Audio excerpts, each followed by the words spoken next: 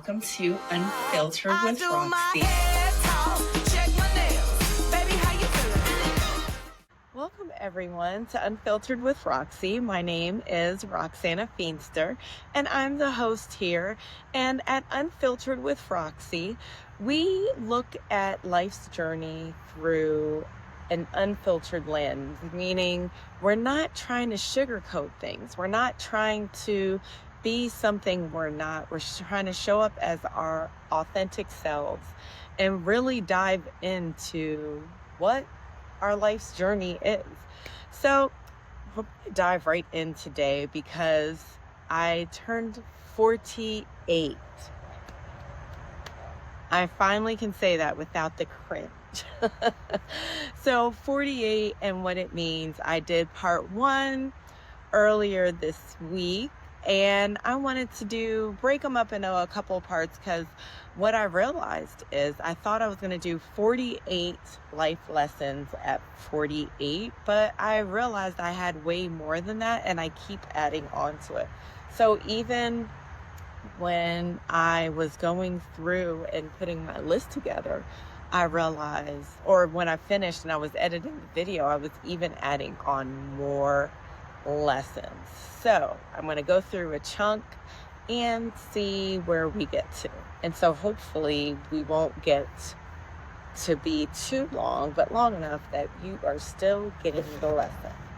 So for today, I hope that you got to really have a great day.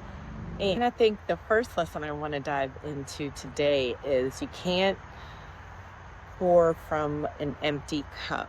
Today I was able to go hiking with my girls, and of course, whenever you're with family, it is a lot, right? Like there's different personalities, there's different goals, there's different motivations, there's different backgrounds to stories. So one of the things is it's going to be friction. Already know that. And if you're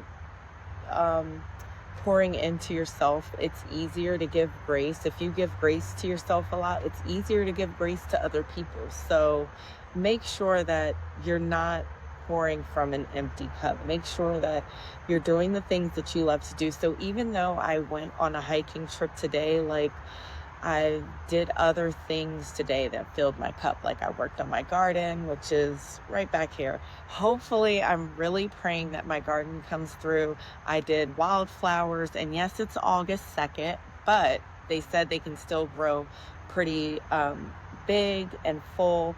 So I'm going to make sure that I put some not fertilizer. They said some stuff, some Miracle-Gro stuff to help it. But yeah, you got to make sure you're doing the things that you love to do so that when you're with others, you're not burnt out, you're not upset, you're not angry, and you can therefore give that grace, give more. And even though we will snap at each other, we'll do things, you got to make sure that you're able to extend the kindness. And how can you be kind to others if you're not kind to yourself, right? How can you, because if you don't even think you're worth the kind word to yourself, how can you extend that to someone else? So we just have to remember, you can't pour from an empty cup. Okay, I have my laptop here. It's right over here. Got a lot of stuff that we got to get through, but we're not going to be able to get through all of them, a lot of them, not all. Okay, so have you ever heard the concept, these are the good old days? These are the good old days. It's like, you know, when my kids were little, I would always say to myself, like, these are the good old days, like kind of sarcastically to myself, but still knowing like my kids wouldn't always be small. So it was a lot of times I did a lot of things that I really didn't want to do because I knew they weren't going to be that small forever. So a lot of times I didn't want to go to the park. I got up and went to the park. A lot of times I complained about taking them to school and stuff. And I'm gonna tell y'all, the days that came when, you know, school was starting, like I think the first year or two, I was like, oh, I'm so glad suckers, like they got to still take their kids to school. I was like sad when I saw the line over at Overly, the high school, and I was like, oh, that used to be me waiting in the line, taking up traffic. But So yeah, these are the good old days. Whatever days you're in now are the good old days. So make the good choices. Do the things that you want to do, because like the time is going to go by fast. So yeah. Your family won't remember how much money you made, but they will remember you spending time with them. That's another lesson.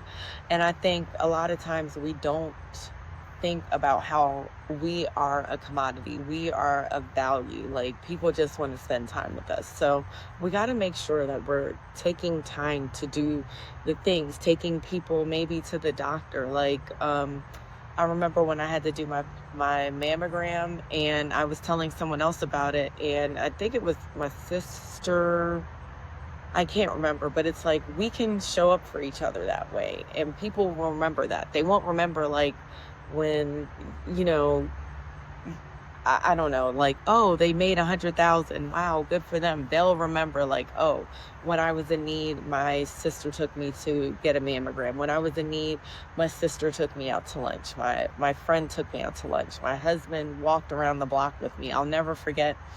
And this was at the height of me. I had lost my mom, and I went through a lot to get back to normal. And I remember my husband being like, all right, well, we're going to go for a walk, and him making me go for a walk. And it would be like painful for me because there's different levels to grief. And at that point, I was always tired. My legs always hurt. And I was like, no, I don't want to do it.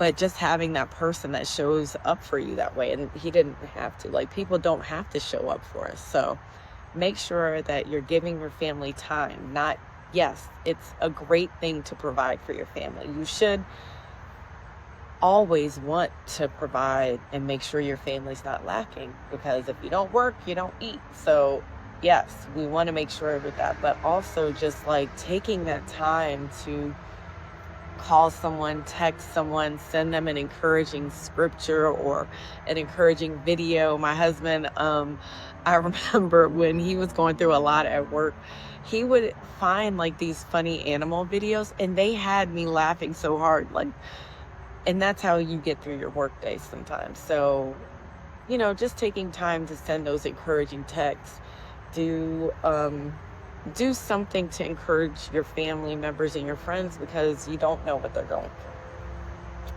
So put your own mask on first. You can't pour from an empty cup. Your family won't remember how much money you made. They'll remember how much time you gave. And these are the good old days. You just don't know it yet. So those are few. Oh, here's a good one. Follow your dreams. You can't afford to live in shoulda, coulda, woulda. So with that, what I meant was, when you are going through your life, and I remember when my oldest daughter, Dominique, she loved to do and try everything. And I remember we had made fun of her because it's like, girl, how many things are you going to try? But you need to try all the things so you can know what you like and what you don't like, and not live in the shoulda, coulda, woulda. Should have done track when I was strong enough to do it. I should have played an instrument when I could have played an instrument, you know, when I got the opportunity. It's like, do all the things that you can do when you can do them. You can find the time for anything that you want to do. And that's one thing that Amy Lindino, one of the YouTubers that I follow, she says, like, there's so many time wasters in our day that if you really want to do something, you can find the time to do it. So don't let that be a hindrance. Just like we find money to buy snacks or to go on trips, we can find time and money to do the things we want to do. So don't live in the coulda, shoulda, wouldas. Go ahead, buy what you need. Like, if you want to do roller skating, I was laughing the other day about roller skating. Buy the skates, try them, and if not, sell them. And you can buy stuff used. So try, if you have something that you want to try that you need to buy all these things for, because yeah, hobbies, sometimes they do cost a lot. My husband is a fisherman, an angler now, and he had to buy fishing rods, he had to buy coolers, all those stuff. Well, buy them used. It's somebody who already been there, done that, don't want to do it no more, and you can buy it used. So that's an option as well. Read more books. Someone else has been there, done that. Save you the energy of relearning something. You don't have to learn it all over again. You don't have to redo the wheel. You can go ahead and read a book or listen, because I love my Audible. Or did you know that you can listen to Audible audiobooks on the library app called Libby? So listen to some books that are teaching you something good, and stuff that's just fun just because. But you don't have to figure everything out in life. Oh, you don't have to figure it out. Someone's already been there and done that, okay? So get you a good book, listen to it while you're gardening. The other day, I was going through something and didn't even know I needed the book. I had listened to my Bible app meditation for the day, and they talked about the gift of rejection. And when I heard what the lady was talking about, Nona Jones was talking about, it really touched me, because I needed that knowledge that day. She had already been through what I had been through with proficiency. I don't need to relearn that wheel. And I don't got time. I'm 48. I don't need to be wondering and figuring stuff out. I've learned, and I'm trying to learn on my journey. And if there's little cheats, which books are cheats, as Amy Landino says, I'm going to go ahead and do my little cheat. So that's another lesson. Give people their flowers while they're still here. This one is touching to me, because I think a lot of times we're going through and we're just dealing with people as if they're going to be here forever, and we're not seeing that their star is rising or falling. Your star being like your time here on earth, your time in your destiny. Your time in your destiny is really what I'm talking about spiritually. And wherever we are on that timeline, I don't know where you are on the timeline. You don't know where I am on the timeline. So we need to appreciate and love each other no matter what we're going through, to know, like, to give people their flowers. Like, you really did good today. Or, I just wanted to tell you, like, every time I'm with you, you always make me so happy. You always bring such a light. And when my mom died, I think that was a big eye-opener to me of what time really is. That time is nothing. Time is infinite, but it's nothing at the same time. Time is long, but it's short. Time is the present, and it's the future, and it's the past. So it's like, in that timeline, I don't know where people's star are in their destiny. So I was just thinking today, like, I hope I honored her as much. I hope I hugged her as much as I could, which I probably didn't, but she was such a good person that I know she was always content. One thing that she always would tell us is, I'm content whether I have money, I'm content whether I don't have money, I'm content whether I have you guys, whether I don't, because the Lord is with me. And she already knew in her walk in her journey of life, that she was not alone. She's been through a lot of things that we could not even think to go through. She's been through abject poverty. She's been through a lot. She's not from this country. She's from Panama City, Panama, and just adored a lot. And from that was just always chose to be a loving, caring, a person who really showed up and showed out for people. And I think that should make us all, like, say those things to those people, like, you're such a great person. You're such a kind person. You're always there for me. Thank you so much. I love you. Just those things can make such a big difference in even how you think back. Because I think for my mom, she was so mature. It didn't matter for her, but for me to remember that I had given her flowers while she was here is very healing. And to, like, when somebody is going through an illness or disappointment in life, it's like, that's a way we can show up for them, is just by encouraging them. I remember her encouraging me so many times when I was going through low spots in my life, and just to be like, daughter, I love you. Like, you're a great person. Like, people may not understand you, but this. So anyways, give people their flowers while they're alive. Enjoy your food in moderation. I talked about that in my last video. Don't let calories rob you of your memories. That means really we need to be present in, even when we're eating, being mindful that everything is for a reason, everything is nourishing for us, and everything can be good for a moment. Not that we're going to do it every day and to excess, but we're going to enjoy the time. So you can listen to my first podcast to get everything that I was saying about that. You might as well clean the dishes. You'll feel better. I think that's it right there. Think about it. You go to bed with a clean sink. You wake up with a clean sink. Think about the times you've gone to bed and you were like, you know what? Forget this. I'm not cleaning up. It is what it is. And you woke up to the same mess. Do you remember how bad you felt? Just clean the damn dishes. Just clean the dishes. That's what I'm saying. Just clean them. Be done with it. Your future self, your morning self will thank you. My next lesson is make sure everything in your house has a home. And the earlier you start this, the better. I think I spent a lot of years in my house cussing and fussing because I couldn't find things, buying multiple scissors. Moms, you know what I'm talking about. You buy scissors. The scissors don't really have a place. You're running everywhere for the scissors. Everyone in the house is using the kitchen scissors for the craft projects because that's the only scissors they can find. No, we need to make sure everything has a home.